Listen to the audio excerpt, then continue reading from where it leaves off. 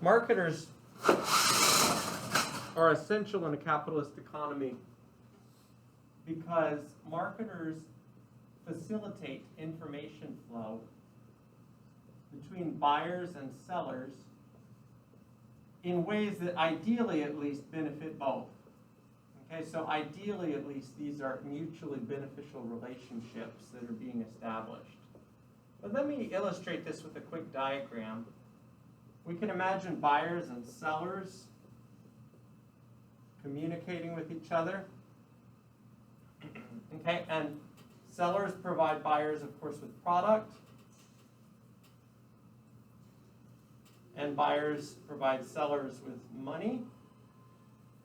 Okay, sellers communicate with buyers through marketing primarily.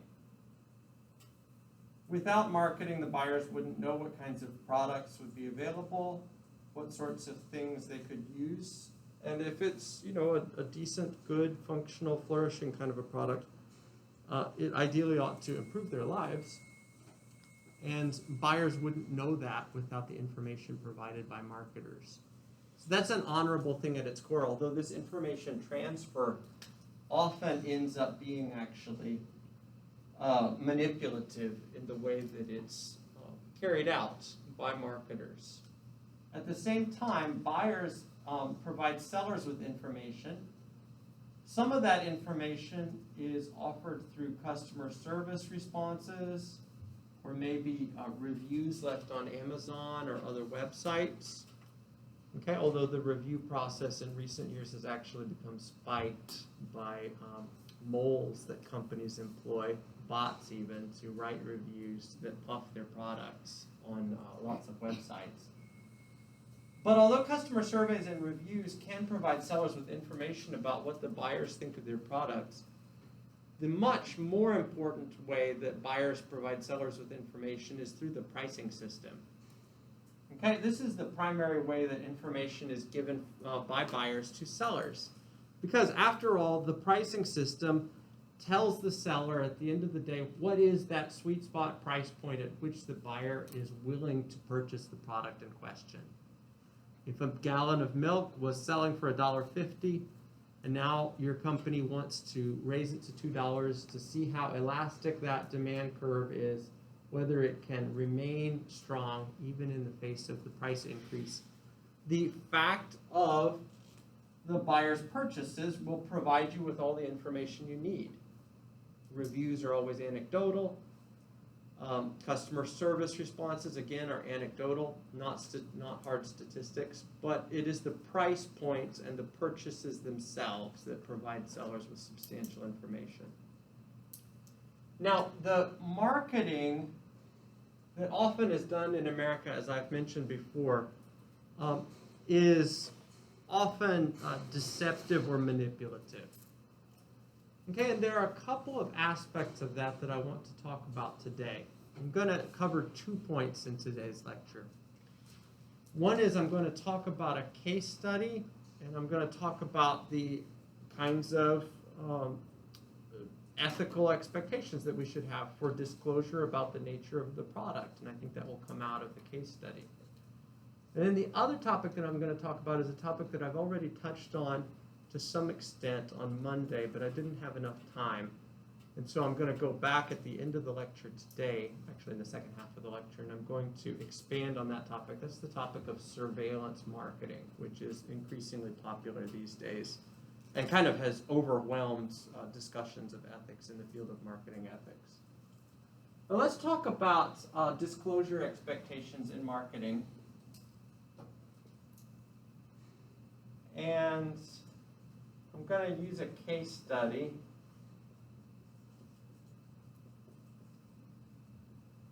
as a catalyst to launch us into this discussion.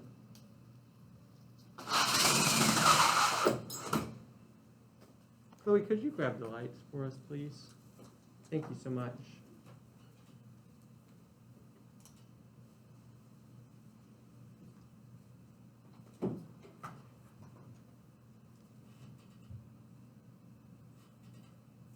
So this is a company we all know and love. At least we all know it. The company Taco Bell was founded in 1946. It originated as a taco stand, but later branched out into other kinds of products in the course of the decades. Taco Bell was bought by PepsiCo in 1997, and currently they are a subsidiary of Yum Brands, alongside other well-known fast food brands like KFC and Wendy's. Often you'll see them actually housed together in the same buildings. There are almost 5,600 Taco Bell restaurants in the U.S. It has become a multi-billion-dollar industry. Taco Bell serves cheap Mexican-style food to about 37 million consumers a week. Emphasis on Mexican style. I remember in high school, my church growing up had orphanages in Coahuila and Chihuahua, and I would go down across the border to help give food to the orphans and work on playground construction and things like that. And I remember one time talking to some of the orphan kids and describing American Mexican food, and they looked at me and they said, "We've never had food like that. We don't know what kind of food that is." Okay, so emphasis on Mexican style food here. Okay, they are a fast food restaurant that is recognized globally as well. They are located in more than 20 countries. So who do they appeal to? Who do you guys think are their primary customer base? Americans, yes. Millennials. Millennials are their major target customer base. Okay, Taco Bell prides itself on being the millennials' favorite taco. They focus on product innovations that millennials like the Doritos Locos Taco, effective social media campaigns. This company's got a big social media presence. They're big on customer engagement. Okay, let's talk about the beef scandal. The most famous Taco Bell scandal was the 2011 controversy about the quality of their beef. Critics alleged that Taco Bell's seasoned beef consisted of only 36% real beef. A big class action lawsuit was filed against Taco Bell shortly after the scandal broke. In its initial response, Taco Bell backpedaled and agreed to disclose more information about the beef product it uses in tacos, chalupas, gorditas, etc. The ingredients that were listed included beef, water, tomato powder, maltodextrin, autolyzed yeast extract, citric acid, as a variety of preservatives. Okay, the CEO during this time was Greg Creed. Taco Bell then, though, changed course, and they stated that they were not going to be making any further changes to its product or advertising. So they planted their feet in the ground and they said, we're going to actually maintain our stance in terms of our marketing campaign. In response, the plaintiffs in the class action lawsuit said that under USDA standards, Taco Bell couldn't be called beef. Taco Bell's beef couldn't be called beef since it contained more oats, seasonings, preservatives, and fillers than meat. Taco Bell responded by releasing multiple videos on YouTube. They spent upwards of $3 to $4 million on cartoon and animated commercials defending themselves against the false beef allegations. Within the videos, the company insisted that its product was 88% beef-style extract, but did not allege that their product was real beef. Okay, so they used euphemism-style words to make people think of beef, although they did not ever actually come out and tell lies about the percentage take that their product actually had that was beef. Before we go any further in the presentation, when I told my wife I was going to do this presentation about Taco Bell, you know what her response was? She said, "I don't want to know." She said, "Look, there's nothing you can tell me that's going to make me not want to go to Taco Bell. I'm sure it's carcinogenic, cancer-causing. I'm sure it's not real beef. It's all fake preservatives. But it tastes so good that I don't want to know what you're going to say in that presentation." And I thought to myself, I bet my students have the same perspective. Is that correct? Like, is that a general? No, that's not. Like, you're glad that you know now? Okay. What do you guys think so far? Is this a problem? I think as long as it's not like you're putting like stuff that's harmful for you. I mean, if it's plant-based, that's fine. Like, I don't really mind that. But if it's like Well, it is harmful for you. It's not immediately harmful. It's going to be causing harm in your 50s. So it's that sort of harm. The harm that comes from heart disease and from carcinogenic preservatives and things like that. But it won't be causing you harm in your 20s. That is not comforting. Not comforting, okay.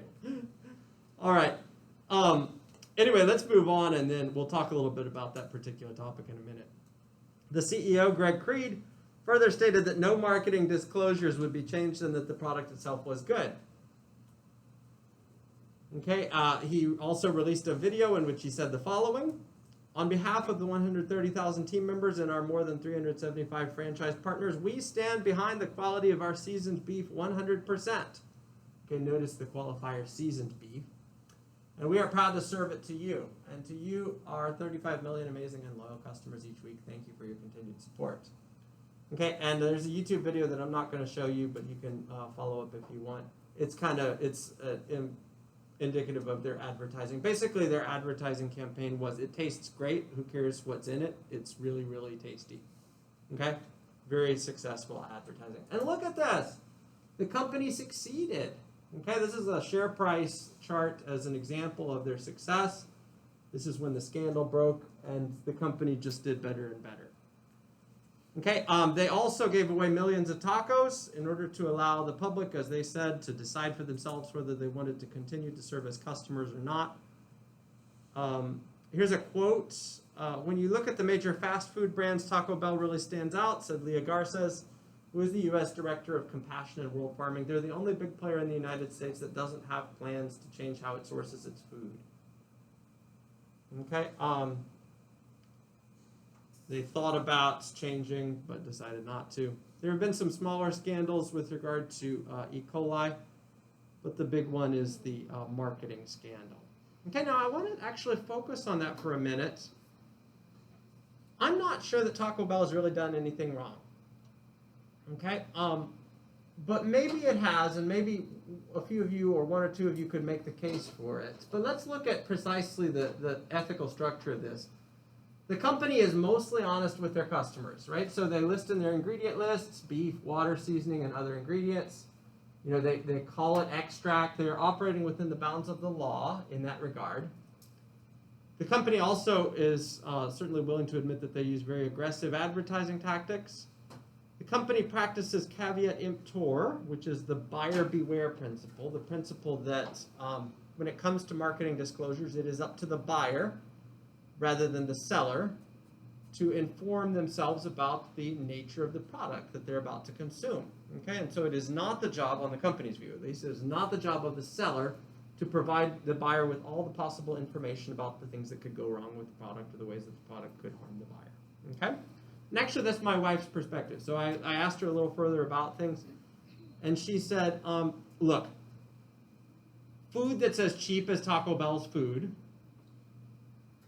is junk food. Like, I know that. I love the taste.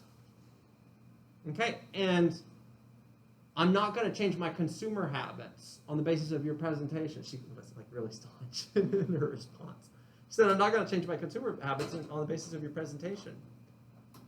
If I want more, quality food, I'll go to Chipotle, or on a lower level, maybe Taco Cabana or something like that. They maybe use food that's more like real meat. But if I'm buying with Taco Bell prices, I know what I'm getting. That was her response. Okay. And according to Taco Bell, actually, customers should know what they're getting for such a cheap price. Moreover, Yum, the parent company, has explicitly stated that their shareholders are their top priority, not their customers. I wish I could stand up here and say that marketing deception doesn't work, but it does. It often does. So much so that many companies pursue it as a major plan of action, an explicit plan of action. Taco Bell's isn't actually out and out deceptive, but semi-deceptive marketing tactics like they use sometimes seem to pay off. And here's some sources. What do you guys think? What do you think of Taco Bell's tactics, of their response, their refusal to change their marketing, their assumption that it's the job of the buyer to inform themselves about the product, and if the product is likely to harm the buyer, that's the buyer's responsibility to, to make decisions. It's not the job of the seller to make those decisions on behalf of the buyer. What do you guys think of those things? Well, like your wife said, I mean, like, Taco Bell is so cheap, it's known as like it's one of like many fast food places, so when you think of fast food, you obviously don't think of like healthy. And Right. even if they're healthy menus, you don't even know if those are like the Power Bowl, like, is it really that healthy compared to like all the quesadilla or their, Sure. you know what I'm saying? So like, Yep. you should know, if you really are trying to be health conscious with what you buy, then like your wife said, then why are you going to Taco Bell? Like you should, Okay. you know what you're going into, so why would you get upset with the quality of it? Okay. Just because it's fast food. Yeah, no, I totally get it. I remember I was reading an article last month about how McDonald's is apparently including lots of salads on their menus now. And I don't really go to McDonald's, so I don't know. Maybe you guys do. But I thought to myself as I was reading this article, boy, that's not going to work, is it? Because when you think of McDonald's, you think greasy, fatty food, right? And that's what you go to McDonald's because you want. Like you want the fatty French fries. They taste so good. Okay, and you don't go there for the salads. So once you build a particular brand, and you like it's the job of the customer to inform themselves. There's a particular, there's a stance that could be a strong argument for that stance that could be made. Okay, other comments though. Does anybody want to argue against what Taco Bell is doing and say that their level of deception, it's not out and out deception. Usually it's seen as semi-deception. Is out of bounds or ought to be reeled in? Anybody want to take that line? They're not saying it's 100% beef. No, they don't say that. They use weasel words. They say beef extract, beef style, things like that. That's correct, but they never actually say it's 100% beef. So it's not a naked juice situation where they could actually be sued for asserting lies like Naked Juice was doing. It's not exactly that sort of situation. Keep going. I was gonna say, I agree with them. Like they have a list of ingredients, and I mean it's up to the person. Like if you're gonna go somewhere and you're gonna eat the food, you should know what you're eating. Okay, so again, caveat emptor, it's your job as a consumer to protect yourself and to beware of potential dangers of products. It's like there's two different. I mean, the seller is responsible for making sure that the people know what they're eating, and then people are responsible for what they're eating. Okay, good, powerful, thank you. Anybody else? One last comment on this case. I feel like if more people had cared, and if more people were like, oh my god, they're feeding us that, and I feel like if they're marketing towards millennials, I feel like millennials kind of don't care about that stuff. Like I feel like more people maybe our age, we're more the people that are oh my god, what's in our food to an extent. We're more people that will kind of care more about that sure. type of thing, but I feel like millennials are more and they're just if more people had had a problem with it, then maybe they should have changed it. But since everybody was well, I'm getting what I paid for. Oh my god, they're Especially with how their price or their trend of people buying more. Oh, yeah. People just It's very they successful. didn't care. Yeah, They people just, didn't care. Absolutely. The publicity they received from the beef scandal seems to increase their customer base, which is an extraordinary phenomenon. It's like when you go to a grocery store and you look at the different prices and you're like, wait, why is this cheaper? Or you try to figure out Good. the ingredients on each. Sure. Yeah. And It's a lot of ingredients too. It could be argued that maybe it's up to the buyers to know why stuff is cheaper. You should look at the ingredient list, that sort of thing. Okay, good. All right, I want to shift gears now, and I want to finish the topic that I started on Monday, the topic of surveillance marketing. Okay, and apologies that we're largely... Oh, take off, man. That's fine. Yeah. It's fine.